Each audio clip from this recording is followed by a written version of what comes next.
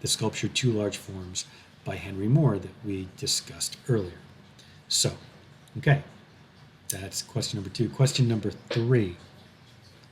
This is amazing to me why, or maybe not amazing, but I'm surprised at why people are struggling so much with this question. This question is This is the only question, only essay question that repeated from the first test to the midterm, and I told people that I was going to put it on because I wanted people to do better on it, and still, people didn't do as well as I would have hoped. So, okay, first of all, first thing to understand is that in both black figure and red figure, right, the pots themselves are automatically red, right, because they are terracotta, because they are clay, right, and they're earthenware. The color of the clay is red. So that's number one. And then the only color they had to add to that red was black slip.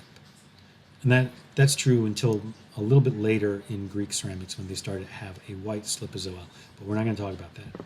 So, in the black figure period, they mostly decorated the red pot with black slip in terms of geometric designs, and then blocking out large areas of it, and then leaving a window where they wanted the narrative moments, right, the little storytelling kind of picture planes, and they would leave that mostly red, and then they would paint the figures in black.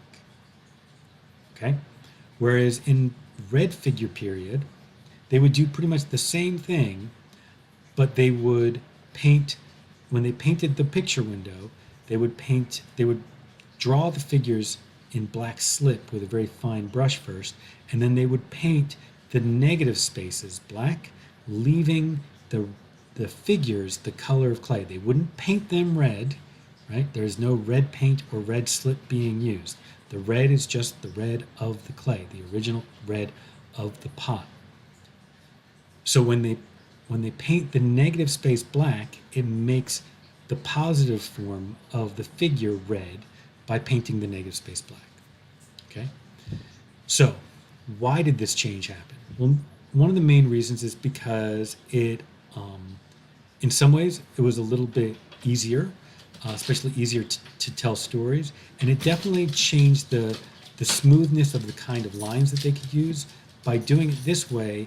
With all the line work on the figures being done with a brush, it made it a lot smoother, a lot more flowing, whereas in the black figure period, if they had to do any internal drawing on the figures, any kind of like description of the muscles or description of the armor that someone was wearing, that had to be done with like a metal stylus where you scratched into the black slip and you scratched back to the red color. And that kind of scratching type drawing is not as aesthetic, doesn't flow as well. It's a rougher kind of drawing. So that's definitely part of the reason why they did it. But the main point that I made was that in this switch, there's also a major conceptual change that's happening, because here we have artists who in one period, they're painting the positive thing, let's say the person or the bull or, you know, the brazier that Hercules is stealing, right? The three-legged cauldron. Whatever thing they're painting the positive thing, right, with a positive black mark on top of the surface color of the pot, right? They're painting the positive thing by painting a positive mark, black. When they switch to the red figure, that has to reverse. To paint the positive thing, they have to paint the space around it black and leave the positive thing mostly just the color of the red clay, right? And this is a significant change, because it means that they have to think about to make a positive thing, they have to paint a negative mark. And so, and then this to me relates to the larger issue of figure ground, because this is one of these moments where we see artists really thinking about the relationship between positive and negative shapes in their composition, and that we see this become extremely important in later art. So, although I don't think you can make a direct line from the development of red figure to, the FedEx logo, right? It's not like one came directly out of the other. It is definitely the same issue. And so that's where, that's the whole point.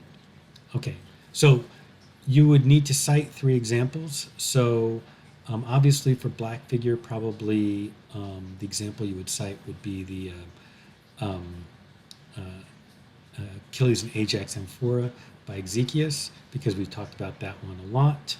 Although we did talk about another black figure one, the Pan-Hellenic prize amphora. And in terms of red figure, oh shoot, I'm blanking on a good example of a red figure piece right now. But you had it as a take-home, so you could have looked up one. And in terms of another, so you're supposed to cite 3 examples. So you could have cited, let's say, the FedEx logo or any number of graphic design pieces that I cited in the figure ground lecture, such as like the Brave poster that we talked about. And yeah, sorry I can't think of a good example of red figure right off the top of my head, one that I know was definitely one we covered in class. But like I said, you had this as a take-home, and you certainly could have gone back to the lecture on Greek ceramics to find that. Okay, for in class tomorrow, I'll make sure I have a good example of which red figure you should have used. All right, I think that's about it. Okay, next is going to be a discussion of the extra credit questions, extra credit slide identifications, and then, let's see,